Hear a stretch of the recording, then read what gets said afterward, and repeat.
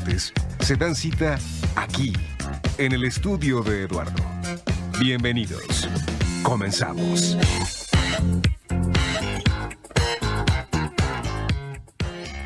Hola, ¿qué tal? Muy buenas noches, bienvenidos a mi estudio. Yo soy Eduardo Ruiz Gil y aquí en Grupo Fórmula. Recuerden, Grupo Fórmula es radio, televisión, internet y redes sociales. Y todos los sábados a esta hora estoy aquí en mi estudio.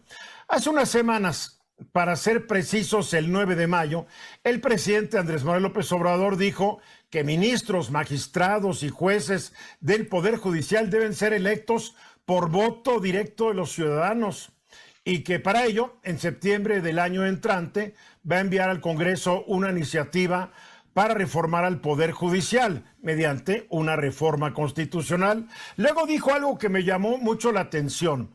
Se trata de regresar a como lo establecía la Constitución Liberal de 1857, en la época del presidente Juárez, que los ministros los elegía el pueblo. Yo me puse a leer la Constitución del 57, o yo tengo una diferente forma de interpretar el texto constitucional, o el presidente tiene otra, porque sí, en México seguimos eligiendo los ciudadanos a los ministros de la Suprema Corte de Justicia de acuerdo a una modalidad que se estableció en la Constitución del 57. Pero yo no soy constitucionalista, no soy abogado, y para estos temas tan complejos siempre es interesante hablar con quienes sí manejan estos asuntos. Por eso, esta noche le doy la bienvenida a mi programa a Francisco Ramos Quirós. Francisco es licenciado en Derecho, maestro en Historia, ambos grados por la Universidad Michoacana de San Nicolás de Hidalgo, allá en Morelia. Es doctor en Derecho por la Autónoma de Aguascalientes y doctor en Ciencias Sociales y Jurídicas por la Universidad de Cádiz. Es miembro del Sistema Nacional de Investigadores Nivel 1 del CONACYT, miembro de la Academia Mexicana de Ciencias. Entre sus obras está este que tengo, que es la historia del control constitucional en México, editado por Porrúa, que estaremos hablando de esto. También es coautor de un muy interesante libro que está en el acervo de la UNAM, está en la Biblioteca Jurídica del Instituto de Investigaciones Jurídicas de la UNAM, un título llamado El nombramiento de los ministros de la Suprema Corte de Justicia de la Nación, el Congreso Constituyente de 1916-1917, que la verdad, cuando yo lo leí, mi querido Francisco, me abrió mucho los ojos este artículo, este amplio texto que escribiste para este libro. Sí, muchas gracias. Sí, efectivamente, creo que es un trabajo importante y justamente nos viene a brindar algunos elementos en estos temas pues, de actualidad. Como señalabas al inicio de tu presentación, pues creo que es un tema que cobra importancia. Esta propuesta para reformar a la Suprema Corte de Justicia, creo que es un tema importante. Estimado Eduardo, agradezco mucho la invitación y estamos a la orden.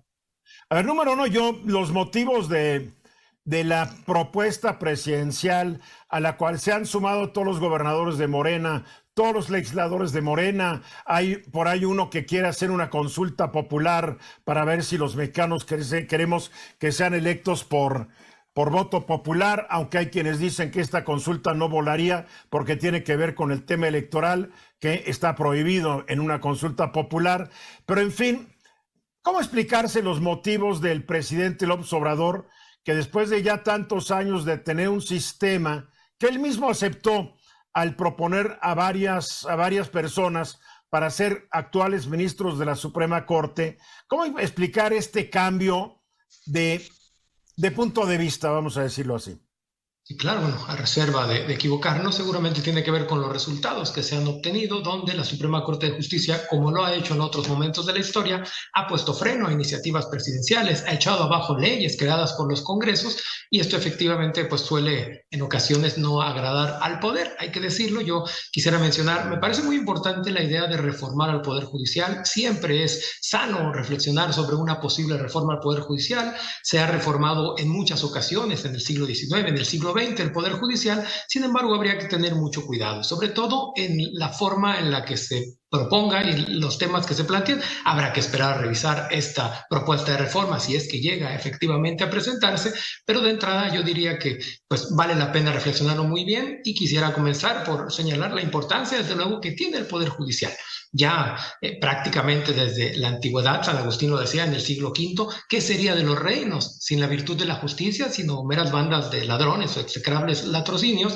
Y queda ahí importante fijada pues la justicia. La virtud de la justicia en un pueblo es fundamental. No se diga hoy, en pleno siglo XXI, es por demás importante el papel del Poder Judicial de la Federación. La Suprema Corte de Justicia y en general todo el entramado judicial cobra un papel importante, a diferencia del siglo XIX. En el siglo XIX tenía características distintas, incluso que efectivamente la elección digamos, voto popular a través de una elección indirecta era un mecanismo en otras condiciones completamente distintas. Pero ojo, la Suprema Corte de Justicia no tenía ni cercanamente las atribuciones que tiene hoy como garante de la Constitución y en general de la constitucionalidad. Creo que ahí es algo, complicado pensar hoy en día en una elección a través, si se hace similar o igual a la Constitución del 57, a través de una elección indirecta en primer grado. Es complicado porque ese sistema ya no existe como tal. Y efectivamente, como se ha mencionado, los ministros de la Corte siguen siendo en cierto modo nombrados por la población a través de sus representantes, a través de los representantes que sí son electos mediante voto popular. Yo vería con preocupación, una propuesta, si se tendiera a hacer exactamente igual que en el 57, desde luego los tiempos han cambiado, habría que prefijar algunos elementos, entre otros, pues decíamos, la Suprema Corte de Justicia en aquella época tenía atribuciones distintas, incluso algunas, el presidente de la Corte, que es una fuerza que hoy no tiene el Poder Judicial, es suplir al presidente de la República o tomar el lugar en el caso de ausencia del presidente de la República. Por eso llegó Juárez a la presidencia. Totalmente, entonces ahí vemos un ejemplo, pero algo interesante, todos los poderes se nombraban con el mismo mecanismo. Prácticamente esta forma de elección indirecta, ¿qué significa? No es que toda la gente vaya y vote a través, como hoy votamos por un diputado o por un senador, era un sistema distinto y había electores, se juntaban electores en secciones municipales, aproximadamente 500 personas, mediante listas, y ellos elegían a un elector, y ese elector posteriormente se iba a un nivel más alto, y ahí entre todos los electores nombraban justamente, y eso era la elección indirecta, de manera pues que no hay un voto popular, además que no hay voto de mujeres.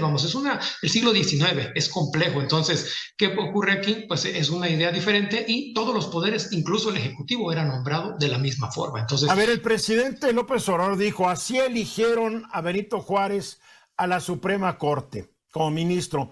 ¿Cómo fue el proceso que permitió que Juárez y tantos otros llegaran a ser ministros de acuerdo a la Constitución del 57?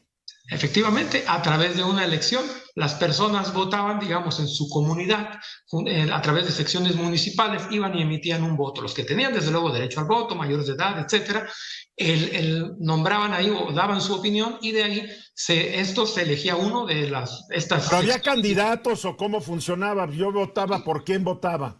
Sí, de hecho, el propio Congreso a nivel federal emitía las candidaturas y ellos únicamente emitían su voto. Estas personas, aquí era para nombrar electores. Ellos, digamos, elegían un elector y ese elector se iba a un siguiente nivel, digamos, a distrito, a hacer ya una elección, y de ahí se sumaban los votos y el que tenía más votos era el que ganaba. Entonces, ¿y de dónde salió el nombre de Juárez, por ejemplo? Algunos dicen que el presidente en turno fue el que dijo, yo quiero que sea Juárez. Sí, bueno, yo creo que en realidad, algo hay de eso, pero hay que recordar también que esto viene de una etapa compleja, digamos.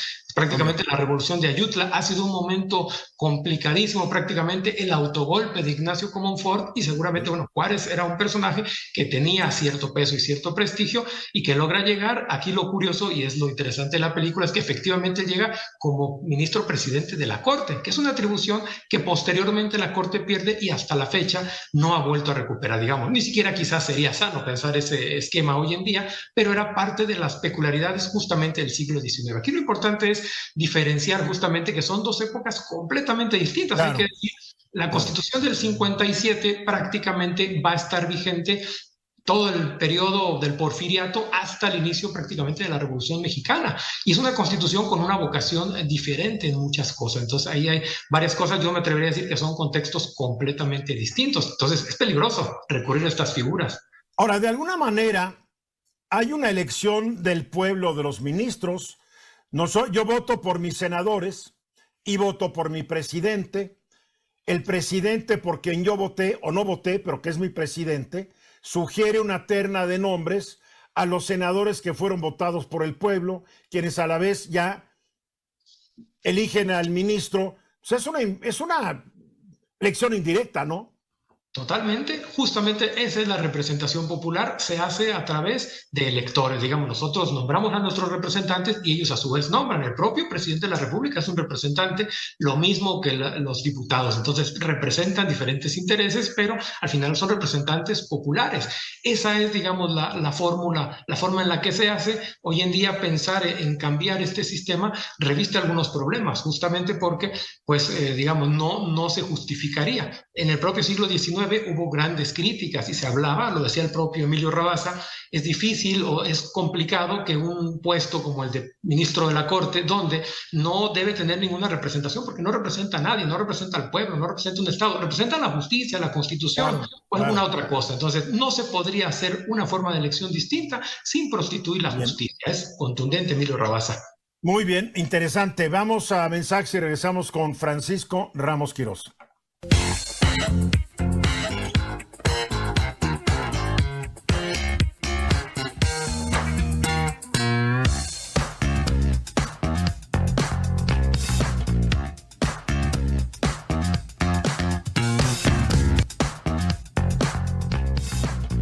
Estamos platicando esta noche con Francisco Ramos Quirós, doctor en Ciencias Sociales y Jurídicas e investigador, maestro e investigador en la Universidad Michoacana de San Nicolás de Hidalgo, sobre este asunto de la elección de los ministros.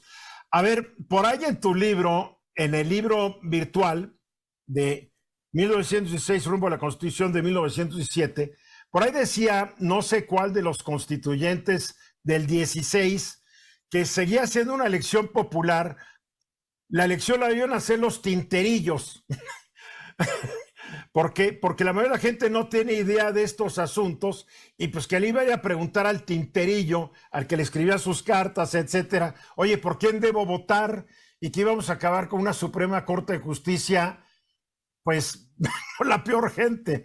Después hay una cita del Zarco, que el Zarco en un momento de gran demagogia dice hay que confiar en el pueblo no se equivoca, y después dice, bueno, claro que el pueblo se ha equivocado nombrando a muchos imbéciles, pero eso se les acaba el cargo y después ya no regresa, ¿no? El mismo Zarco que lo defendía, pues veía grandes dificultades. Ahora, yo pienso en el presidente y sus seguidores que dicen que no funciona el método actual. ¿Quiere decir esto que el presidente no supo elegir a los ministros y que el Senado no hizo bien la tarea al estudiar sus perfiles antes de aprobarlos? Porque entonces hasta el presidente y el Senado se equivocan. Sí, claro, yo creo que aquí el tema de los nombramientos, fíjate que un tema muy interesante y que guarda relación con la parte histórica es cómo llegamos a esta forma de nombramiento, que hay cambios radicales de 1857 al constituyente del 17. De entrada, algo, y por eso había tantas críticas a la elección realizada de los ministros de la Corte a través de una elección indirecta en primer grado, por una razón, porque quienes llegaban no podían ser representantes populares, tenían que ser ministros de la Corte que defendieran el derecho y la justicia, por el contrario estarían completamente supeditados a los poderes, que eso es lo que se buscaba evitar.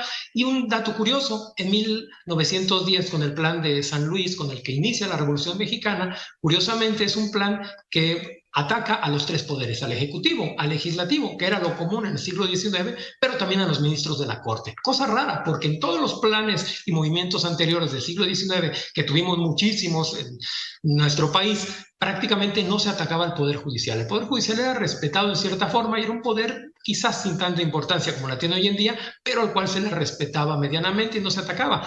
justamente Madero sí lo ataca y la crítica que hace es en el sentido de que los ministros de la Corte están supeditados al Ejecutivo y justo derivado de la forma de nombramiento y de la forma de actuar y lo ataca. Ahora, cuando llega, finalmente ya Carranza se impone y se convoca al constituyente, es muy interesante la historia porque justamente mencionabas tú, en el caso que tú mencionas, me parece que es Félix Fulgencio Pallavicini, el ministro, fueron muchos, me atrevería a decir que la mayoría, porque aquí hubo un detalle curioso, cuando se está discutiendo la Constitución y se plantea la forma de nombramiento de los ministros de la Corte, dicen, bueno, los va a nombrar ya sea el Congreso, ya sea el Senado, no importa quién sea, pero ¿quién va a hacer las propuestas? Dicen que hagan las propuestas las legislaturas de los estados o, dice por ahí, la Comisión de Constitución, y que pueda hacer que exista la posibilidad de que el presidente de la República proponga algún candidato sin compromiso de que estos queden. Es el Congreso el que va a nombrar. Esto era evidentemente una trampa. Los constituyentes muy astutos dijeron, efectivamente, no, esto no puede ser porque si el presidente nombra, pues el presidente,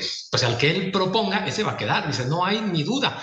Y entonces ellos cuestionan y proponen muchísimas formas, desde que fueran nombrados a través de los municipios, de los ayuntamientos, algunas propuestas bastante curiosas, pero finalmente se llega a un sistema donde se hace a través de legislaturas de los estados. Y es muy importante porque surge una Suprema Corte de Justicia absolutamente libre del Ejecutivo, porque los constituyentes lo dijeron, que no tenga ninguna injerencia el presidente, ni para proponer, no va a decir, ahora sí que ni pío, nada. Entonces se logró una Suprema Corte. Sería lo ideal, ¿no? Porque a fin de cuentas la soberanía reside en el Congreso y el Congreso, que es representante del pueblo, debería tener la palabra final, ¿no? Sí, claro, y este era el ideal y se logró una corte que funcionaba en pleno y que además tenían una característica, después de 4 años se convertían en vitalicios, esa era una característica importante, ya estarían, decían los diputados, más allá de los vaivenes políticos, de quién llega, quién sale, no importa, ellos van a estar de por vida, vitalicio, y eso fue un principio que los fortalecía bastante,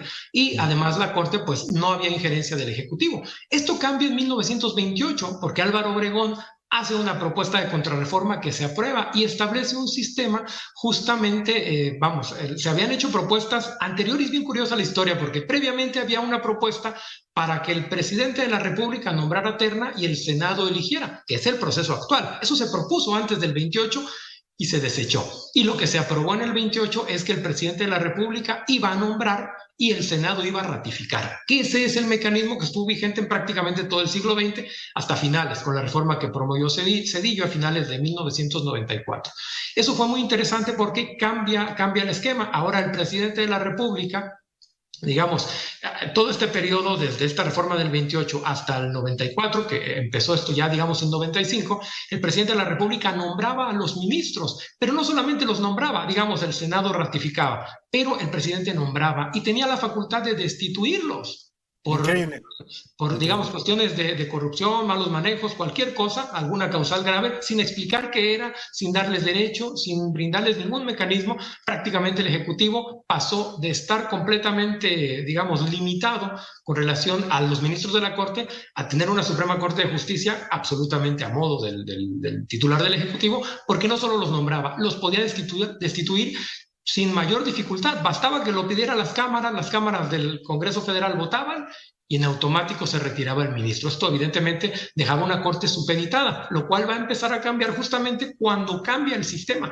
Este sistema que se propone en 94 y que empieza vigente en 95 cambia completamente y ahora es el sistema que tenemos. El presidente propone terna y el Senado es el que nombra, y justamente con esa idea de hacerlo de forma responsable. Hay también iniciativas, pero en el sentido de involucrar más a la academia, involucrar a los colegios, justamente eso que se comentaba es, bueno, del siglo XIX, pues la gente ¿qué va a saber? Dice, pues van a mandar parteras y van a mandar otras personas. Oye, pues en el siglo XXI la gente ¿qué va a saber? Es lo mismo. Aplica tristemente, efectivamente. Entonces ahí encontramos una diferencia, pero se supone que aquí sí el titular del Ejecutivo pues tiene que elegir. Lo importante aquí es elegir los perfiles que además garanticen principalmente pues la labor. El poder de la Suprema Corte de Justicia, más allá de todo, es hoy en día, en pleno siglo XXI, cosa que no tenía en el siglo XIX, es ser el máximo intérprete de la Constitución y de la ley. Prácticamente la voz, aquí sí, de la soberanía y del pueblo y de la Constitución y de todo, quien determina cuándo algo se hace mal. Decía Ignacio Burgoa que en esta función de control de la Constitución, que es lo que hace el Poder Judicial, la Suprema Corte se eleva por encima de los otros poderes y es que determina, y justamente lo hace a través de estos grandes procedimientos como son las controversias constitucionales o las acciones de inconstitucionalidad que pueden frenar prácticamente, echar abajo una ley, un acto del presidente mismo de la República lo puede anular y lo ha hecho históricamente. Porque el presidente puede tomar decisiones que van en contra de la Constitución, así de fácil. Totalmente, y el propio Senado y el Congreso y todo el mundo. O sea, y ocurre, y justamente la labor de la Corte, pues enmendar la plana y mantener la Constitución, ciertamente. Francisco, hay un hecho, todas las encuestas dicen que el Poder Judicial no cuenta con mucho prestigio. Es un poder, como todos los demás poderes en este país, desprestigiado. La gente no confía en los jueces y el presidente creo que aprovecha muy bien esa realidad para tratar de imponer una reforma a su modo, no la que le conviene al país. Al empezar el programa tú decías, sí hay que reformar el Poder Judicial. Estamos hablando tanto del Poder Judicial federal como los poderes judiciales de cada uno de los estados. ¿Por dónde habría que empezar? Sí, sin duda. Yo creo que hay que tomar en cuenta una cuestión sobre el Poder Judicial, y es que la Suprema Corte de Justicia y en general el Poder Judicial de la Federación desempeña dos funciones. Por un lado, la justicia ordinaria en el ámbito federal, que es lo que hacen, pero otra labor que tiene importante, que es la defensa de la Constitución a través justamente del control constitucional. En esos temas delicados que tienen que ver con el sentido de la Constitución, cualquier cuestión así, que es lo que se resuelve a través de estos instrumentos que hemos visto recientemente, ahí se posiciona en otro nivel y determina. Entonces, quizás yo pensaría, porque además hay otras propuestas muy interesantes, sí es importante revisar cómo es que son nombrados los procedimientos. Hay desde hace muchos años propuestas de involucrar a la academia, realizar incluso, hay quien decía, exámenes para ver qué tanto conocen los ministros de la Corte. Que de repente no se puede llevar sorpresas, vamos, qué tan expertos son. Se ha incorporado el tema de la carrera judicial. En el siglo pasado ocurría que llegaban personas a la Corte sin tener siquiera experiencia judicial, personas que iban de la Procuraduría, además cuestionadas, y que llegaban por el dedo político. Eso era terrible. Creo que eso ha ido cambiando paulatinamente, pero yo pensaría que incluso, vamos, algo que no se ha dicho, o no recientemente he escuchado yo, es la idea incluso de pensar en nuevos órganos de control. En el caso de México no tenemos un tribunal constitucional como tal, con ese nombre, y que esté separado del Poder Judicial. Quien hace las veces de tribunal constitucional es justamente la cabeza de la Suprema Corte de Justicia. Y hay algunas propuestas interesantes de crear un tribunal constitucional. Esto es un órgano separado del Poder Judicial y que esté separado, vamos, de todos los poderes, y que sea el que finalmente determine estas cuestiones, vamos, en palabra final. Y esto ocurre en otros países. Ha ocurrido desde principios del siglo XX, desde que fue propuesto en Checoslovaquia, en Austria, en otros países, y hoy en día la mayor parte de países en el mundo cuentan con tribunales constitucionales. Nosotros lo tenemos a través de la Suprema Corte de Justicia, pero justo la Corte hace estas dos funciones y eso complica. Y además no se da abasto la Corte como trabaja hoy entre todos los asuntos que tiene que manejar. Sería interesante una Corte Constitucional cuya única labor sería dirimir estos conflictos que tienen que ver con la Constitución. Vamos a ir hablando con Francisco Ramos Quirós, pero después de estos mensajes.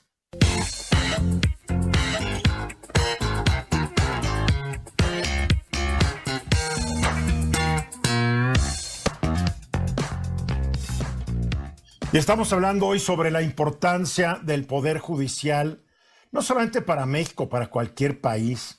Claro, nos estamos refiriendo mucho a estos planes de reformar la manera en que deberíamos nombrar, elegir, qué sé yo, a los ministros de la Suprema Corte de Justicia de la Nación. En la propuesta del presidente es casi como elegir a todos los jueces que haya en este país por voto popular y directo, lo cual a mí, la verdad, me da pavor.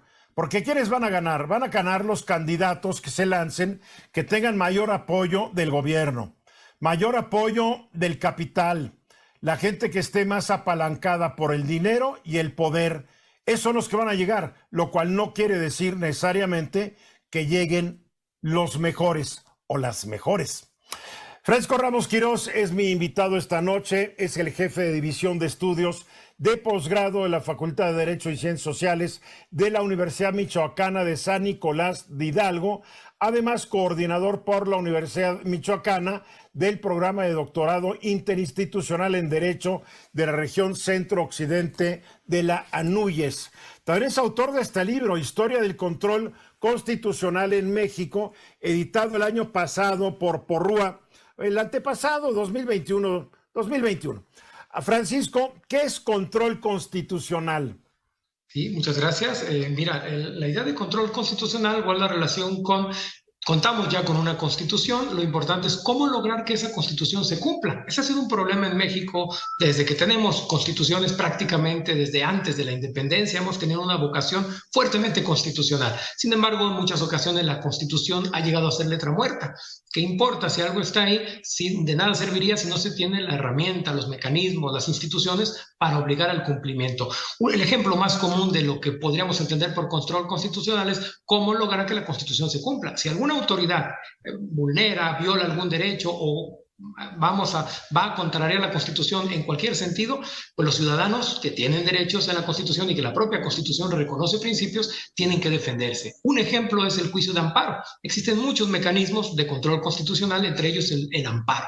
¿Qué es el amparo? Ese mecanismo a través del cual los ciudadanos acuden al Poder Judicial de la Federación a solicitar su amparo y protección, porque la Constitución les reconoce un derecho, pero alguna autoridad lo está violando, ya sea un juez en una sentencia o lo que sea, y a través de eso logra. El Poder Judicial tiene la facultad de obligar a la autoridad a cumplir, y si no se atiende, pues tiene consecuencias gravísimas. Entonces, a ver, un ejemplo actual.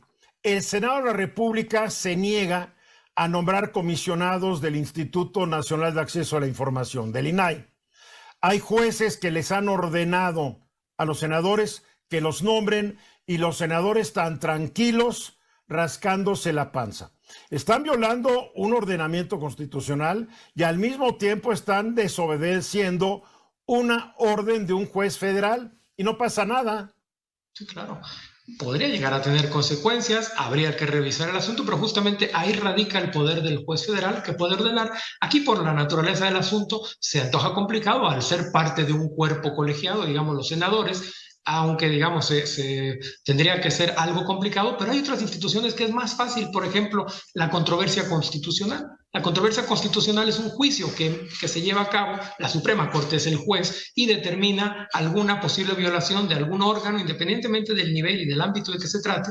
Muchas veces se ha dado presidente de la República contra algún gobernador o algún presidente municipal contra algún gobernador o el Congreso Federal, etcétera, y ahí justamente la Corte decide quién está violando el reparto de competencias, quién se está extralimitando en su función y además anula los actos con efectos generales si se reúnen ciertas condiciones. Entonces, ¿qué significa? Que se pueden anular leyes. Esta es la belleza del siglo XX, justamente de la evolución, lo que mencionabas en el texto, la historia del control constitucional, que es un libro que les recomiendo de verdad la lectura, es producto de muchos años de investigación y nos permite ver justo cómo es que se ha logrado llevar a cabo esa defensa de la Constitución. Vamos, desde que tenemos constituciones, ¿cuáles han sido las formas de llevar a la práctica esto? A través del amparo, a través de las controversias constitucionales, que es algo ya más reciente, pero anteriormente incluso, hay que decirlo, en otra época, antes de la independencia incluso, ya contábamos con algunos mecanismos. La propia Constitución de Cádiz, de 1812, establecía un sistema de tipo político. Hay que recordar, ahí el Poder Judicial ni siquiera figuraba, eran las Cortes, eran los diputados los que se encargaban de esto, y poco a poco va cambiando.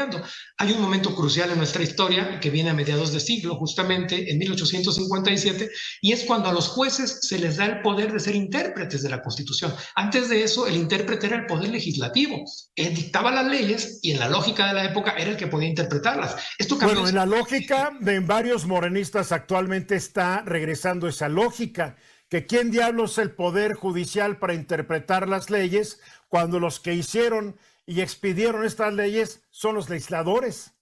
Claro, de hecho en el siglo XIX eso se entendía como la escuela de la exégesis. ¿Quién podía interpretar el sentido de la ley? Solamente el que la hizo. Esa es una idea que quedó rebasada por mucho. Y hay que mencionar otro ejemplo importante, los Estados Unidos de América. Los americanos fueron muy claros desde el principio, desde que crearon su constitución y determinaron que el único intérprete de la constitución y de la ley es el Poder Judicial. Y no le han dado vueltas, no han tenido que hacer más constituciones y tienen un Poder Judicial fuerte, fuerte e independiente, que determina los asuntos más delicados. Ahora, en el caso de México, ¿qué es lo que ocurrió?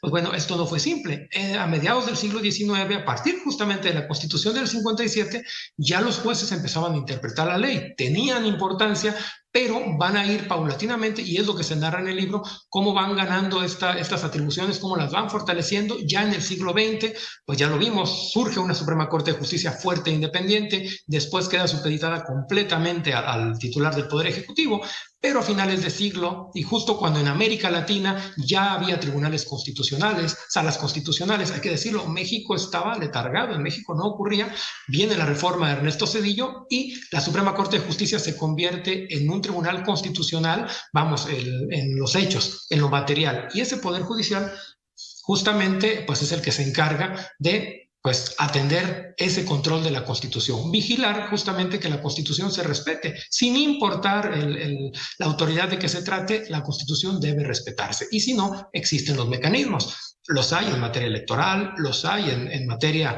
digamos, de garantías o derechos de los individuos a través del amparo, pero también las instituciones, porque con frecuencia las instituciones son las que resienten esas violaciones. Yo recuerdo justamente en el periodo cuando Vicente Fox era presidente de la República, sobre los usos horarios, que había mucha controversia con el entonces jefe de gobierno del Distrito Federal, que era Andrés Manuel López Obrador, y con frecuencia se tramitaban acciones de constitucionalidad y controversias constitucionales, que en ocasiones daban la razón a uno y en otras a otro, pero este es un buen ejemplo, digamos, de cómo a través de estas instituciones se logra pues mantener el orden constitucional, que a final de cuentas es lo que interesa, que la Constitución se mantenga y que sus principios se respeten, que no sea letra muerta. Por ello hay que tener pues, mucho cuidado con las reformas que se propongan. Ahora, ¿cómo hacer que el público se dé cuenta que hay una gran diferencia entre lo que es la Suprema Corte de Justicia de la Nación y el Poder Judicial en su totalidad? Porque la gente desconfía de jueces, la gente desconfía de magistrados, la gente siente que de repente un juez se vendió, etcétera, etcétera. ¿Cuál es la diferencia entre la Corte y el resto? Claro, sí, sin duda. Hay que tomar en cuenta que en términos generales el Poder Judicial en México se deposita en la Suprema Corte de Justicia de la Nación, que son los 11 ministros y que es digamos, la cabeza de la Suprema Corte de Justicia, pero el Poder Judicial es mucho más. Son miles de jueces y magistrados federales que son nombrados igualmente siguiendo criterios que ahí sí son muy severos: presentar exámenes, realizar cursos, capacitaciones, seguir una escuela judicial. ¿Qué significa? Pues que no pueden llegar a juez sin haber sido secretarios, y hay condiciones. Entonces hay personas que dedican su vida entera al Poder Judicial, tienen un gran dominio. Hay que decirlo, en el caso de México es complejo el tema, porque en México con el tema de la jurisprudencia no solo hay que ver lo que dice la ley, hay que ver lo que dice la jurisprudencia, y aquello se torna algo bastante complicado. Ahora, ¿qué diferencia hay? La Suprema Corte de Justicia es como la parte visible y es la parte, digamos, que sale en los medios, la parte que tiene ese peso fuerte, porque las decisiones más importantes recaen en la Suprema Corte de Justicia, justo a través del control constitucional. Algunas otras, como el amparo, pasa también por los otros órganos. Quizá en última instancia es la Corte la que pudiera llegar a resolver, pero prácticamente, digamos, los otros órganos hacen algunas cuestiones que tienen que ver con la justicia ordinaria y también con la justicia constitucional, pero siempre sujetos a lo que diga, al final de cuentas, la Suprema Corte de Justicia, dependiendo de los asuntos. Digamos, la diferencia es que es amplio el Poder Judicial. De hecho, en la doctrina constitucional se habla de un tribunal constitucional, digamos, concentrado. ¿Qué es lo que ocurre en otros países? Está concentrado, es un órgano, digamos, prácticamente, y en otros lugares se lleva a cabo una especie de control difuso, como en Estados Unidos de América. Cualquier juez puede declarar la inconstitucionalidad de una norma. Vamos, no es facultad exclusiva de algún órgano. En el caso de México, sí. Es un control concentrado y es el Poder Judicial a través de sus órganos. A ver, una pregunta. Si a los jueces y magistrados se les exigen conocimientos, experiencias, etcétera, ¿por qué no a los ministros de la Suprema Corte de Justicia? Hoy tenemos una ministra, bueno, una exministra que antes de ser ministra era notaria. Hoy tenemos como ministros a dos extitulares del SAT. que no habían tenido una gran carrera judicial. No deberían tener, en Estados Unidos sé que piden o una gran carrera judicial o una gran carrera dentro de la academia, pero dentro de lo que es el área del derecho. ¿No habríamos tener algo así en México? Sin duda, habría que vigilar exactamente los perfiles. Esto es uno de los cambios positivos que se han dado, y hay que decirlo, a pesar de que los perfiles pueden ser sujetos a discusión y a debate, hemos avanzado mucho respecto a lo que ocurría en el siglo XX, por ejemplo, donde sí llegaban personas sin la más mínima experiencia siquiera jurídica, o sea, ya no digamos, o sea, sin tener, a lo mejor estudiaron derecho, pero no habían practicado nada que tenía que ver con el derecho. Eso era peligroso. Voy a interrumpir porque nos están diciendo que tenemos que ir a anuncios. Vamos a los anuncios y regresamos con Francisco Ramos Quirós.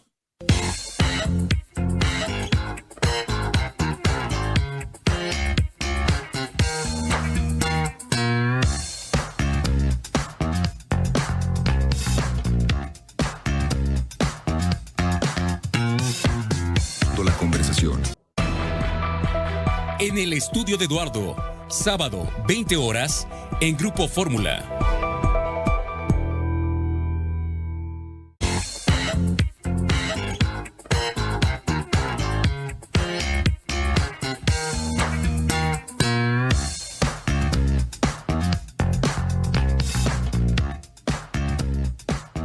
Mi invitado esta noche, Francisco Ramos Quirós, todo un experto en...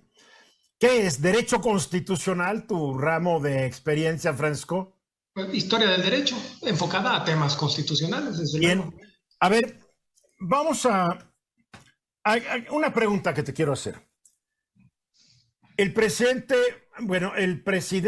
el líder de los diputados de Morena, un distinguidísimo expriista que se llama Ignacio Mier, está proponiendo que se haga una consulta popular para que los mexicanos nos manifestemos a favor o en contra de que los jueces, magistrados y ministros sean electos por el pueblo.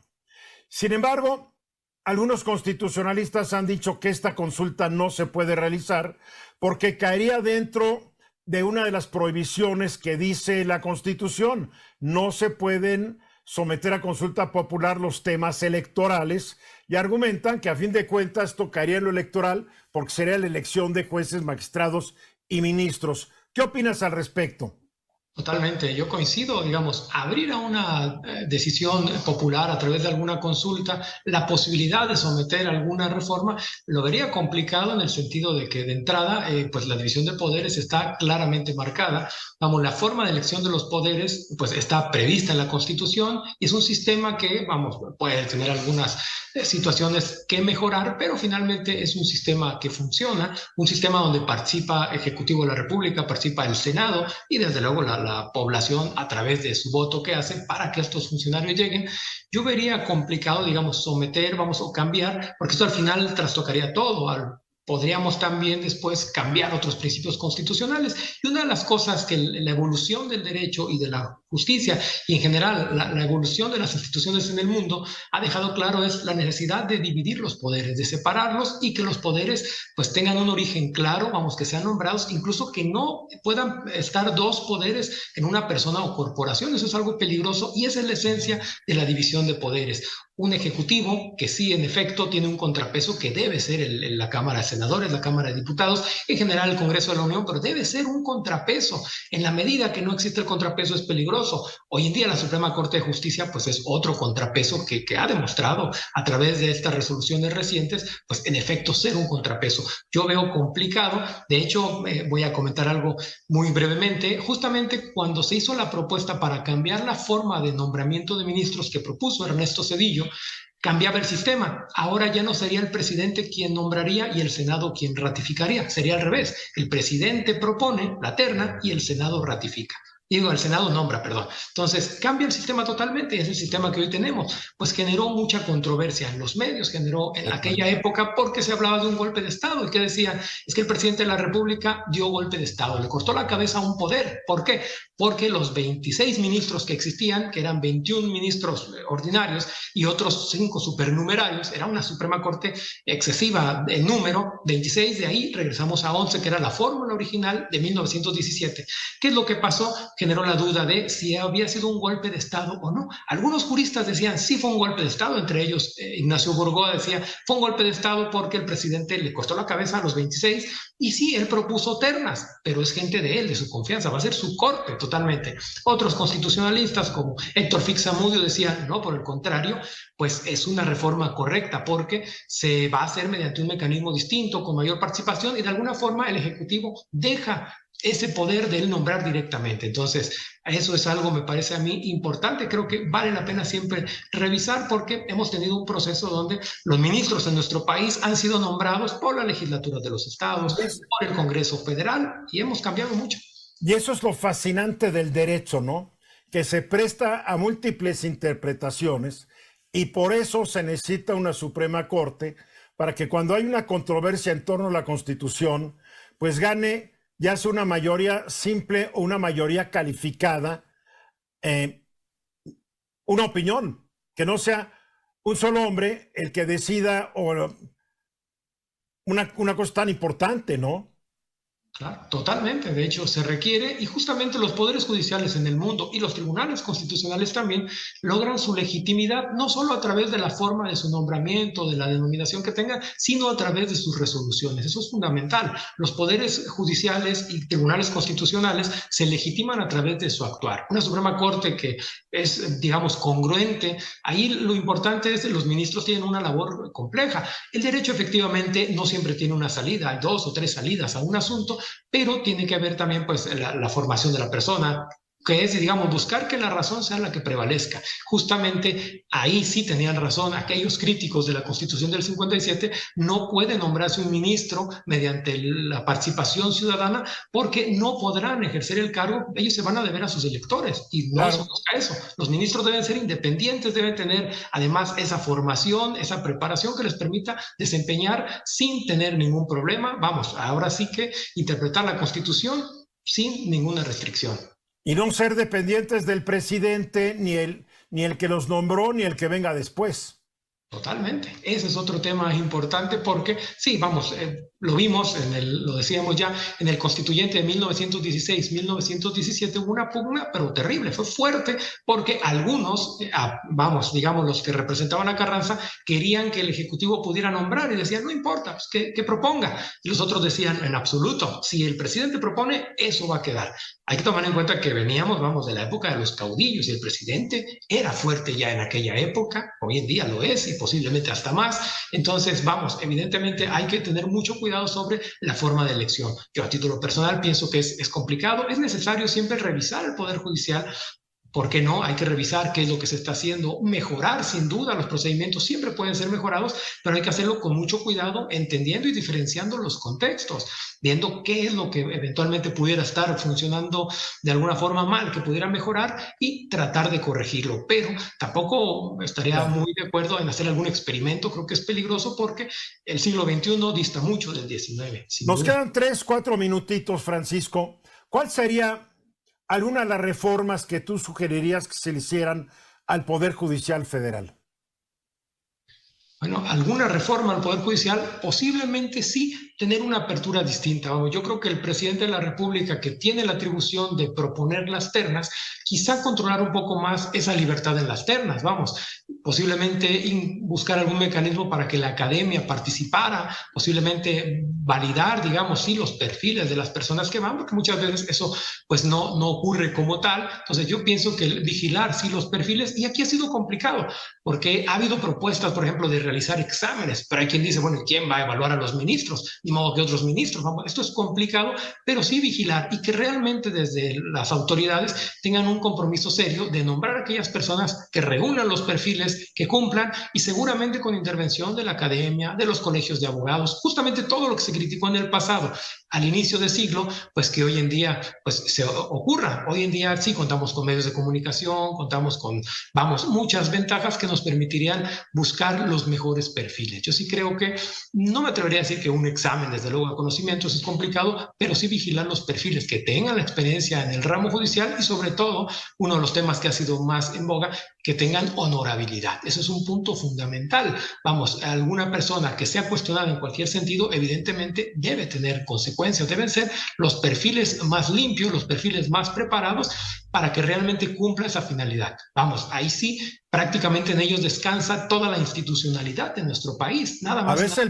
A veces el problema es que los senadores no tienen una alta conciencia de lo que es la honorabilidad. Sí, claro, desde luego. Incluso ellos al nombrar, pues es complicado. Uno observa en ocasiones, yo he observado algunas discusiones para nombrar a otros funcionarios y es terrible, vamos. A veces ni siquiera los que van a nombrar entienden bien la función del que van a nombrar y pues ya se imaginarán cuál es el resultado. Esto es terrible. Creo yo que sí vale la pena pensar en los perfiles, en buscar cuidarlos. Otro de los temas que ha sido, digamos, modificado a través de la historia es cuánto duran los ministros. Hoy en día duran 15 años. Habrá que pensar, digamos, si es un tiempo correcto. Creo que la intención de esto es que logren estar algunos sexenios sin mayor complicación, posiblemente modificar los tiempos, no lo sé, habría que hacer una ponderación, pero es otro tema importante. A inicios de siglo, mencionábamos, pues los ministros en la Constitución de 1857 duraban 6 años en funciones. Ya para 17, pues cambió el asunto y se estableció que duraran prácticamente de forma vitalicia. Y esto cambió en el siglo XX, porque en algunos momentos fueron vitalicios y en otros tuvieron periodos de 8 años, de 12 años, fueron variando, entonces cambiaba según... ¿Qué es lo que más convendría, de acuerdo a tu análisis? Para efectos de esto, yo pienso que la duración pudiera, sin duda la duración podría estar bien. Creo que no afecta porque permite que cada presidente en turno tendrá posibilidad de nombrar algunos ministros. Quizás yo, más que el tema de la temporalidad, yo pensaría en la vigilancia de los perfiles. Incluso que sean perfiles a toda prueba y que tengan una experiencia en el Poder Judicial de la Federación, sin duda, y con experiencia además comprobada en asuntos que guarden relación justamente con la función de la Corte, la constitucionalidad, el control de la Constitución. Vamos, algún perfil, aunque pudiese haber estado en algún poder judicial, si no tiene la expertise en el tema, vamos, esa experiencia como juez constitucional, claro, difícilmente podría hacerlo. Hasta aquí podemos llegar. El tema es fascinante. Francisco, mil gracias por platicar conmigo y con todo el público de mi estudio esta noche. Estoy seguro que te voy a estar invitando varias veces más. Gracias por acompañarnos. Muchísimas gracias, estimado Eduardo. A la orden. Un abrazo.